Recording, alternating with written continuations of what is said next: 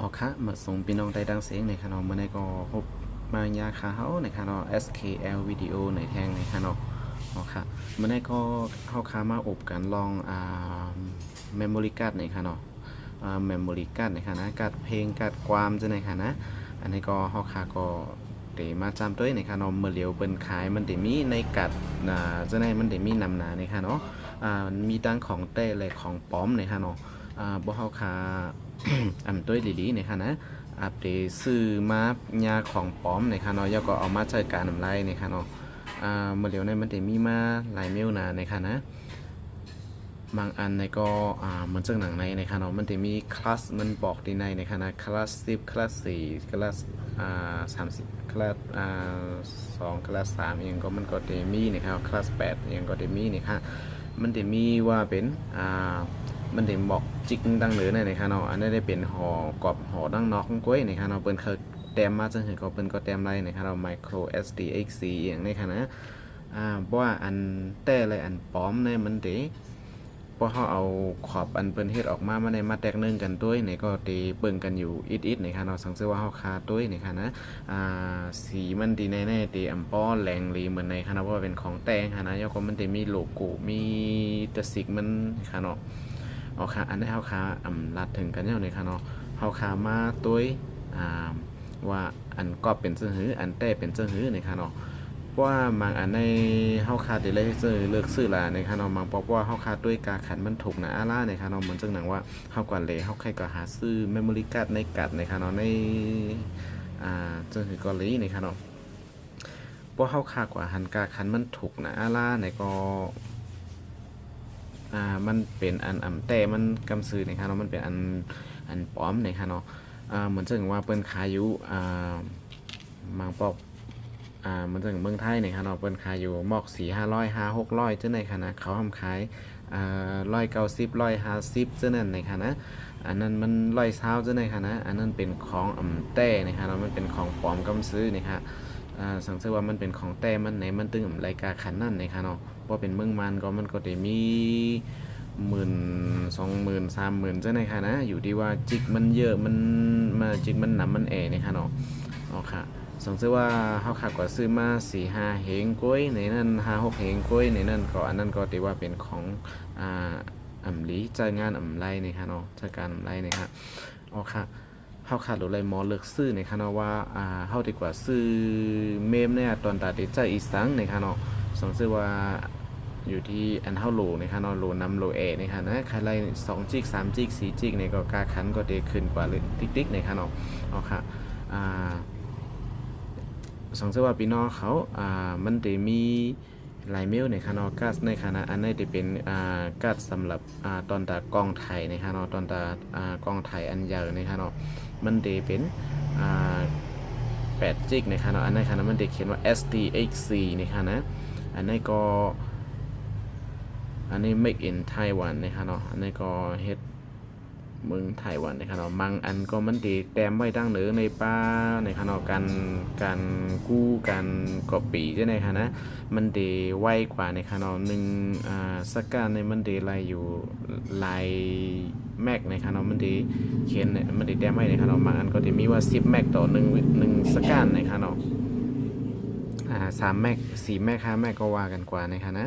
บางอันในพวกเขาขาก็ซื้อมาในค่ะเนาะว่าเนี่ยเป็นอันแต่มันในค่ะของปลอมในค่ะนะว่าเขาขามาค่ายข้อมูลในค่ะข้อมูลเขาเพลงความรูปภาพวิดีโอจะในพวกเขาขาที่อัดใส่ในมันก็ได้ใจเข้ายามหึงในค่ะเนาะกว่ามันตียาวในค่ะเนาะมันการกอบปีมันตีเทิงในค่ะเนาะมันเหตุการณ์อะไรไว้ในค่ะเนาะแล้วก็มันตีเก็บ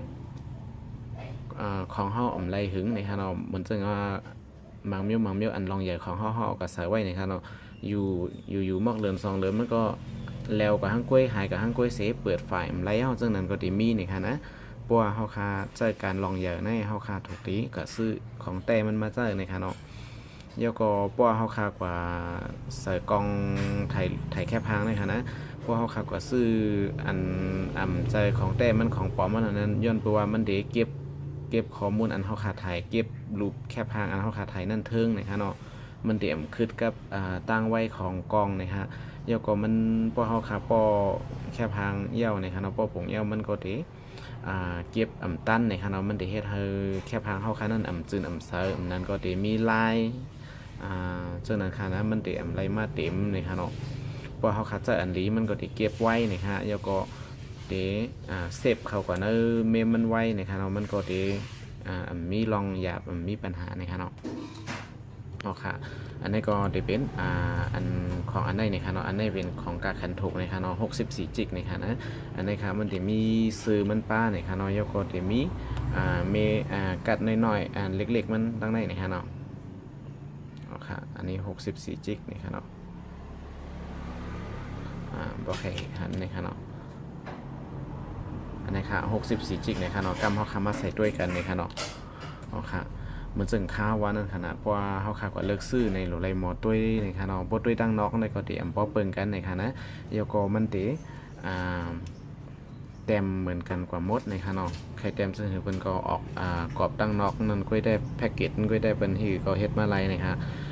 ในข่าวที่มาจามด้วยในพี่น้องเขาในค่ะเนาะว่าของแต่เป็นซึ่งหือของอันปลอมมันเป็นซึ่งหือในค่ะเนาะอันนี้ก็เขาคาเขาที่เจอโฟงอันหนึ่งเสียจำในพี่น้องเขาเนี่ยครับอันนี้มันจะมีแอปอันนี้ในค่ะเนาะแอปที่ว่า SD Insight ในค่ะนะอันนี้ค่ะอันนี้กวาดโหลดเอามาใน Play Store ไลน์ในค่ะเนาะพอเป็น Android 7ขึ้นเลยได้อัปเดตsupport ในค่ะนะห้องทับมันในค่ะเนาะเขาคากว่าเจอแอปต่างอันก็เตไลอยู่ในค่ะเนาะอันนี้เขาเด็กก็เดี๋ยวเอาแอปอันนี้จำด้วยนะครับSD Insight ในคันเอาไปไล่จ้ำด้วยในก็ซื้อมาจ้ำด้วยไล่ในคันเอาว่าmemory card เดียนเขาคาเจออยู่นั้นมันแต่มันปลอมในคันมันมาเต็มในคันนะเหมือนซึ่งหนังข้าวตีรัดนี้ในคันเอาเพราะว่าเป็นของปลอมในคันนะเขาคาซื้อมา64จิกในคันเอากุ้ยก้าตั้งนอกมันในเขาเขียนมา64จิกเซต้าในคันเอาตั้งในมันเนินเตียมมีในคันนะเก็บข้อมูลเทิงกับปีเทิงเสียมก้าในค่ะเนาะย่อก็มันเต็มในค่ะเนาะเพราะว่าเฮาคามาเหตุการณ์เต้ๆในค่ะเนาะมาใส่แหอัดวิดีโออัดไฟล์นี่มันเต็มเก็บไรน้ำในค่ะเนาะมันซึ่งมันแต่มาว่ามี64จิกในมันก็เดเหลืออยู่บางอันก็เดมีอยู่7-8จิก4จิกฉะนั้นก็มีค่ะนะแขกเขาเฮ็ดมามันเขาเฮ็ดมาหลายลีในค่ะเนาะเพราะว่าเฮาคากว่าใส่ในตัวเครื่องในค่ะเนาะมันเดลาดในเฮาอยู่ว่าเขาแต้มมาที่ใน64จิกนะครับเนาะกิฟนะครับเพราะว่าเขาค่ากว่าเซนเนอร์เครื่องในก็มันก็ดีออกมาอยู่ค่ะว่า64จิกในขณะแต่ว่าคุยกับว่าเขาค่าเจอการเต้ๆมาปุ๊บมันก็ดีเก็บไฟล์ไรหมอก4จิกก้วยนะครับเนาะป้นแทงให้นั่นในก็มันก็เตรียมหับนั้นก็หับเข้ากว่าไฟล์สีตาก็มันดีกว่าเปิดไล่นะครับเนาะมันได้เป็นซึ่งนั้นนะคะเขาแต้มมาหลอกตาก้วยนะครับเนาะ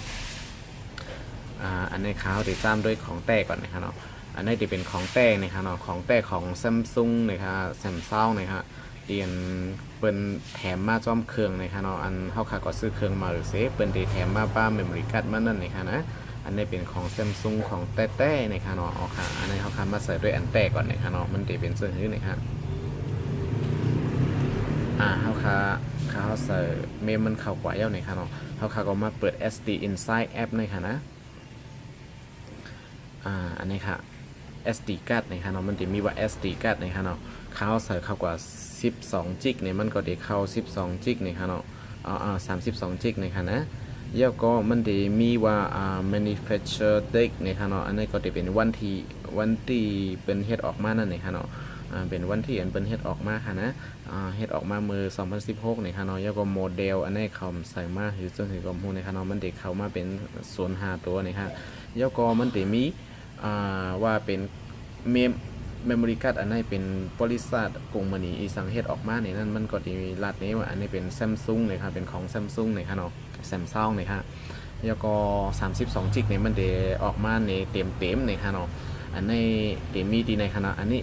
MMC card อันนี้จะเป็นที่เก็บ memory ในตัวเครื่องอันนี้นะครับเนาะในตัวเครื่องนะครับเกี่ยวกับเกี่ยวเลย SD card ในค่ะนะ SD card ในเป็นอันเท่าคาเสียบเข้ากับตั้งนอกนะครับเนาะ MMC card ในที่เป็นอันป้ามาอยู่ในเครื่องอันเป็นฝังมากำซื้อนะครับเนาะที่เก็บมันในเครื่องนะครับนะ MMC card นะครับนะ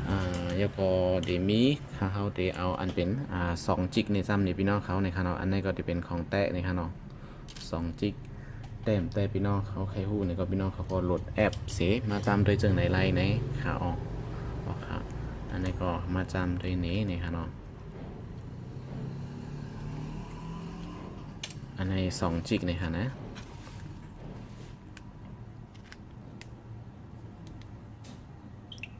อันนี้ครับมันจะขึ้นมาเป็นโตชิบ้าเนี่ยค่ะเนาะอันนี้จะเป็นกงมณีโตชิบ้าเฮ็ดออกมาเนี่ยค่ะนะอันนี้ก็จะเป็นความที่เก็บข้อมูลmemory ในตัวเครื่องเนี่ยค่ะเนาะแล้วก็อันนี้ SD card ในค่ะนะอันนี้จะเป็นของโตชิบ้าในกำซื้อเนี่ยค่ะเนาะมันมี2จิกเนี่ยก็จะเนอยู่มอกเฮง9 บักเมกะไบต์เนี่ยค่ะเนาะ1เฮงก็จะเป็น1กิกเนี่ยค่ะเนาะอ๋อค่ะอันนี้ก็ฝากถึงพี่น้องเขาในค่ะเนาะสังเกตว่าพี่น้องเขาที่ใส่กัดเมมกัดเมมโมรี่กัดซึ่งหือในก็ตัวเสในค่ะเนาะอย่าไปเลือกลักกาขันอันถูกนะอาล่าก็เดลีนี่ค่ะเนาะเพราะว่าของถูกตึงอำลีนี่ค่ะเนาะของลีก็มันก็เตรียมถูกนี่ค่ะนะฝากถึงพี่น้องเขาในค่ะเนาะอ๋อค่ะสงสัยว่ามีฟอนต์ลีตอนตาพี่น้องเขาในค่ะเนาะอย่าลืมติ๊กปัน Subscribe ติดตาม YouTube ของข้าเฮาแลกดไลค์กดแชร์ปันในค่ะเนาะยินจมอย่านำที่เข้ามาตัวในค่ะเนาะมาส่งกูก็กูก้นในค่ะเนาะส่งค่า